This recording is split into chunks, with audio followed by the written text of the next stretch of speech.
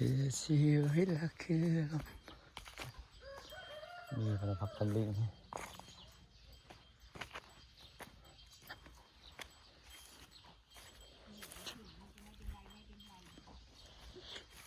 ใครอยู่เถียงไหมคะ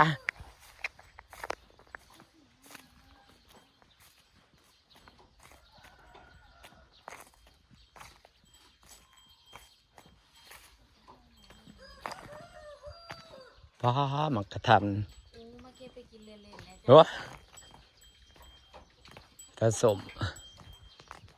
ลายผดฟูแต่ของเจ้าเอากินแต่แซ่ไอ้เรื่องผักกระทันผืนบ้าน เพื่อถ้าสิบเป็นนอนบ่ได้เป็นแต่มันสมปิดแล้วมันบ่ได้เป็นนอนเป็นแมงแต่เอามาลาไปใส่วะอีเมลเราบอกส่งถ่ายกับ ไปทำอะไรปักศอกคะสบายดีกำลังสแกน อ๋อก็ได้น้องไม้งามแท้กำลังแกเรียบร้อย ซื้อแล้วหา หาจ้ะ น้องไม้อีกอย่าง น้องไม่กิมซุ่งมาเอาอยู่เฮือน ของสานากำลังเป็นประมาณกอ10 กอลังขึ้นครับ จำสีแกง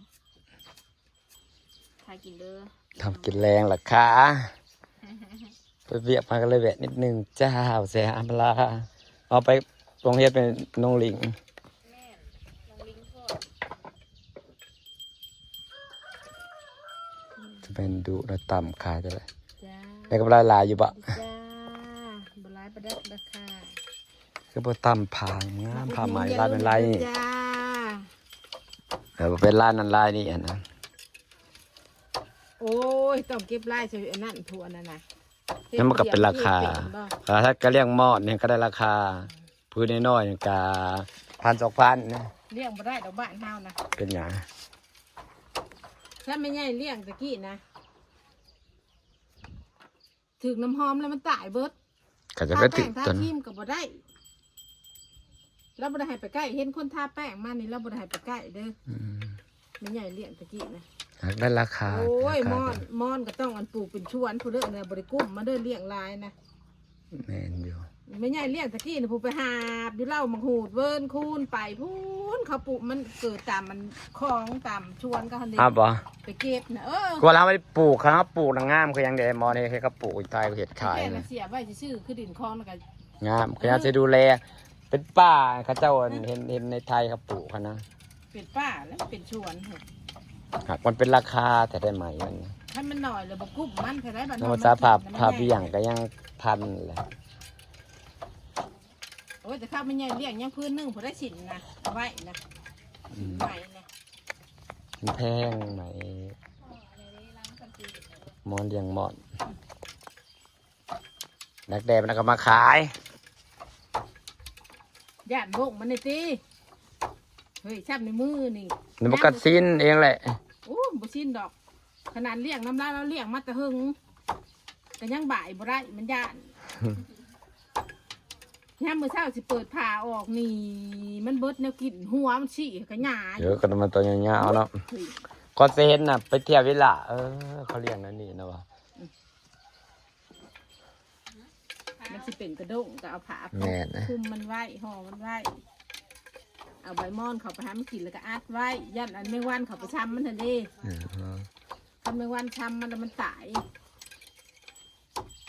ปลูกมอนมอน มันใหญ่เลี้ยงตะกี้แล้วโอ้ยเราเลี้ยงจนชุบข่อยใหญ่แล้วจังได้ยาก มันเป็นราคา มันคลั่มบ่ได้ก็ท่าอันนี้ท่ากับแป้งน้ำหอมยังเลย เขาไปจากไปช่องเบิ้งมันถือกินน้ำหอมแล้วมันก็ตาย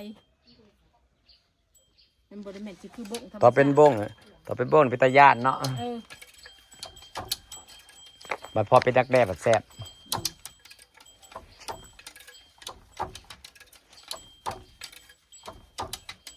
เอามาลาพาลูกไปในเมืองติ เขาเก็บขายแล้วหมากกระทันเด้อ หัวจุดกินจะเบิดไปเก็บกินในสมือ2 ต้น จะแกงหน่อไม้กิน2 คนนี่แหละคะ หลายคนอยู่แต่ว่าตอนนี้เขายังไปอันนั้นบัดแกงแล้วก็มีมาเองดอกถ่ายกินเลย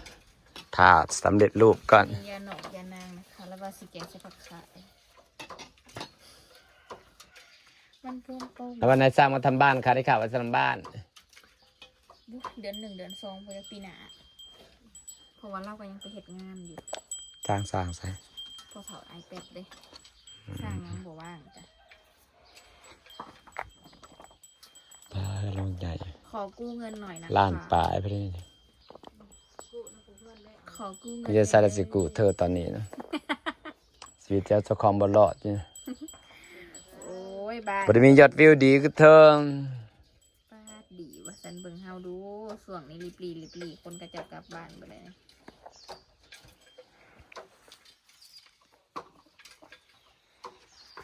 หาธุรกิจเฮ็ด ไปเกาหลีเฮายังวะ เกาหลีนี่เงินดีเด้อ ไปให้เฮาก็หาเดือนเฮาก็กลับมาพอดีบ้านข่อยเพิ่นก็สิเลี้ยวอยู่เพิ่นไปเกาหลีนี่แหละ จะได้จากมีทุนมาทำธุรกิจมากกว่านะผมมันยากนะต้นผมมีทุนนี่แหละเสร็จยังกระไดคันมีทุนบ่ยากหรอกคนนั้นคงไม่รู้คือสิบ่ฮ้อนเนาะมันมีแต่ห่มรถพระก็หลายคันแต่น้อยๆอีหลีมันก็ทัน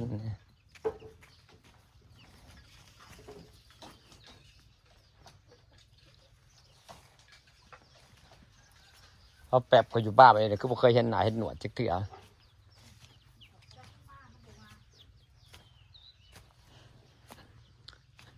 จะคือชีวิตคือลมใจมาหลอดชมวิวการพัฒนากดจ้ามาไปได้แววออกมานี่มะขามนี่พอกินมะขามเลยนัดตะเวียกแล้วแวะเลยนะครับเสาร์วันจ้าตอนแรกไปอำลาไปอยู่พี่น้องไปเวียกนะกำลังมือดินเพิ่นก็กว้างเด้อไปมันแคบนะเพราะเขากว้างนะ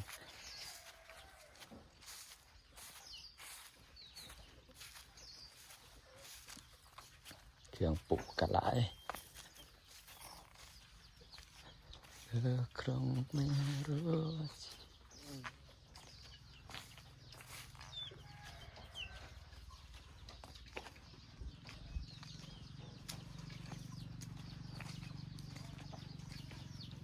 ที่แดดฮ้อนไว้ว่าจอดใส่มะนาวจะครึ่งปีนี่จังนอนม่วนนะ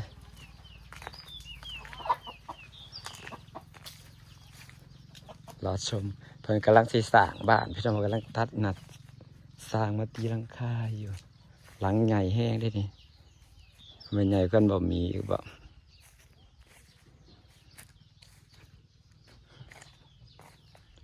มราก็ไม่อยู่จ้า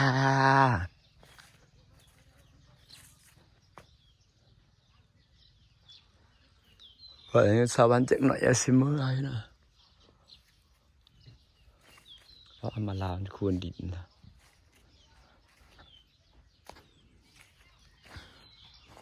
ไม่มีอะไรให้ชมไว้เล่นว่าจะเก็บผักเกล็กนะมั้งผักเกล็กก็บ่โป่งซะบ่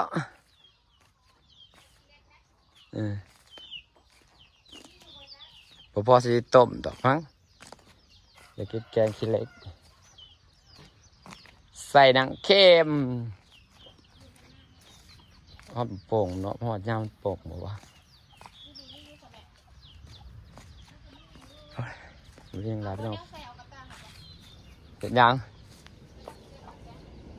บุมีเบิ่งเลยเนี่ยนะ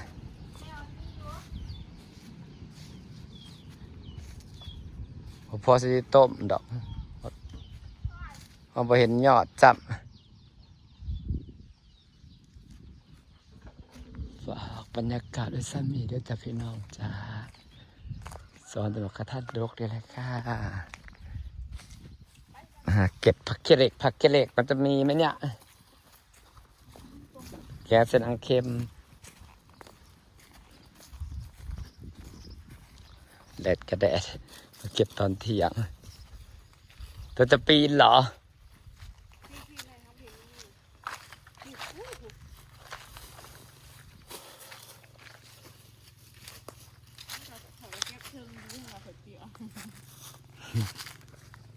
แกใส่น้ำเค็มยั่วๆจ้า ยอดงามมันแตกเขาตัดมันแตกงาม แม่ช่วงนี้หมอกลงเด้ อืม เขาเลย แกงขี้เหล็กแซ่บๆโอ้ยเอาเวลาแล้วเนาะแกงก็กินผู้เดียว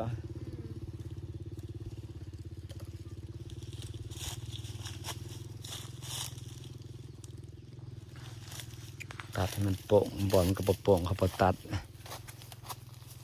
ขันให้ยามมันโป่งมาจากยามถูกกลัวมันสิโป่งเขาต้องตัดมัน แม่นนะอนาคตพักหนามันเยอะก็สิได้ขายนี่หลายทนอีหลี อันนี้ก็ คันว่ากระถิ่นยังได้ขาย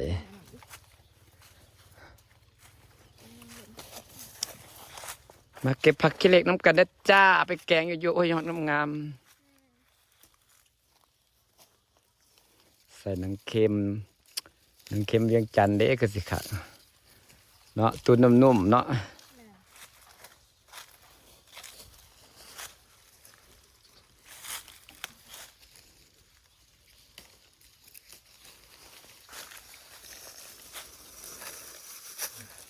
ในใจ ถือใบเก็บอีกจ้ะคนงาน โอเค เบิ่งในกกมันบักพูดหลบไปแค่หมอพู ต่อไปทางคุณว่าเอาหลายใช่ปะ พ่อหรอบ่ ซ้ำคาบมาต้มแล้วเดี๋ยวมันบ่หยุบปะบ่โป่งเนาะเลือกเก็บดู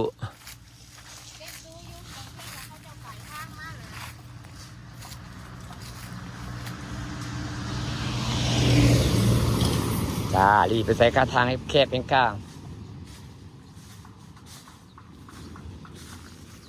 ใส่น้ำได้มันก็เสียหลบเก็บเลย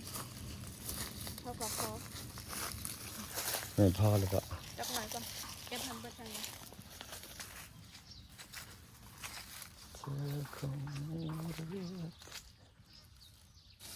เงียบแถวะไปใส่เบิด ปีหมอกปีใหม่แล้วไปเข้าดาวอยู่ใส่ บ่ดอกบ่ได้หยังแล้ว คุณทรัพย์บางทีแล้วเงินแพงเงินไว้ใช้จ่ายมันคุ้มเดือนมันมีแนวเห็ดเด้เงิน YouTube ก็ซ้ำ1-2 เดือนก็ได้เทื่อหนึ่ง เงินบ่เดือนนี้นะ บ่ค่อยมีวิว ทางได้อยู่เงินอันนั้นจ้ะ มาหาหมู่ยังบ่ค่อยมีวิว เงินเลี้ยวจอนั้น มันบ่ยิงบ่ เป็นกองทำงาน เฮ็ดธุรกิจหยังอดจักอยากคือเดี๋ยวนี้นะ เปิดอันนั้นเปิดไข่ต่ำไข่ยำ ในใจแล้วอยากมีทุนทำอย่างโอ้ยพอคิดในการลงทุนน่ะมันหลายอย่างอยากเห็ดนะอยากสั่งแบรนด์มาตีตลาดเองกับพ่อป่านอยากมาลงกวัดก็ไปออกบูธแต่มันบ่มีทุนมันยากลงทุนเนี่ยเสร็จอย่างมันเขามีทุนเนี่ยแล้วเอาหน้าไปจำบ่จำธนาคาร ทุกอย่างมันต้องใส่ทุนแล้วค่ะทุนกับเป็นเงินก้อนมันก็บ่ได้มันต้องมีเงินต้อนเงินสำรองยำไม่ทราบว่าลงทุนเบิดหลักก็มีต้องมีเงินสำรอง นี่ โอเค ต้มสีอ้อม อยากเก็บสิตายธุรกิจนี่โอเคค่ะขอบคุณนะคะ เมื่ออ้อมกินสแตบเดย กินคนเดียวสนิทกับพ่ออะไรค่ะ